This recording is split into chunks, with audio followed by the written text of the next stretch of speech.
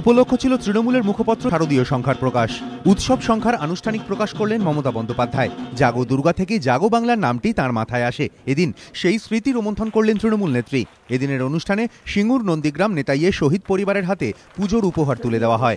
মমতার বার্তা, সিঙ্গুর নন্দীগ্রাম নেতাই তাঁর হৃদয়ে থাকবে চিরদিন চিরকাল।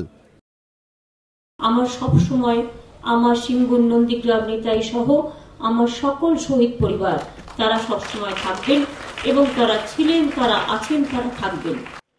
একই মঞ্চে সংবর্ধিত করা হলো দুই প্রবাদ প্রতিম শিল্পী সন্ধ্যা মুখোপাধ্যায় এবং দ্বিজেন মুখোপাধ্যায়কে। মহালয়ার দিন উত্তম মঞ্চের সেই অনুষ্ঠানে ঘুরে ফিরে এলো বীরেন্দ্র কৃষ্ণ ভদ্রের মহিষাসুর ও মর্দিনী স্মৃতিও। কিছুটা ফিকে হয়ে যাওয়া সেই স্মৃতির রোমন্থনে মেতে উঠলেন দুই শিল্পী, সঙ্গে মুখ্যমন্ত্রীও। অনেকে চলে যাবেন, অনেকে আসবেন,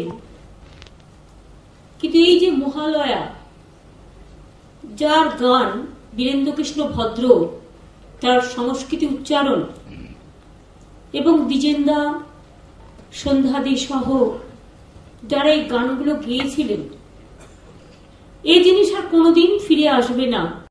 বীরেন্দা বলছেন, এবার বীরেন্দা সরে যাচ্ছেন, বীরেন্দার মাইক্রোফোনে আরেকজন গাইছেন, সেটা অদ্ভুত আবহাওয়া, মানে এটা বলে বোঝাতে পারবো না।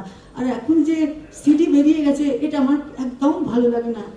যখন তখন বাজায়, কালী পুজো, দুর্গা পুজো, লক্ষ্মী পুজো, সরস্বতী পুজো, দুপুরে রাত্রি কোনো কথা নেই, শিব পুজো, বিশ্বকর্মা পুজো, এটা কি? এটা সত্যি কথা, হাসবার কিছু নেই। সত্যি আমরা বেশ ভালো করে উপলব্ধি করতাম মমতা, ভালো করে উপলব্ধি করতেন। তিনি ছিলেন ওখানে এক সাহেব বাবু, কিন্তু আমাদের কোনো ক্ষতি করতেন না। তিনি বলে আমাদের মহালয়া বলে ভালো লাগতো, তার তো আনাগোনা করতেন তিনি। যাই হোক, মোট কথা আমরা বহু আনন্দ করে প্রায় মাসাধিক কাল আমরা রিহার্সাল করেছি।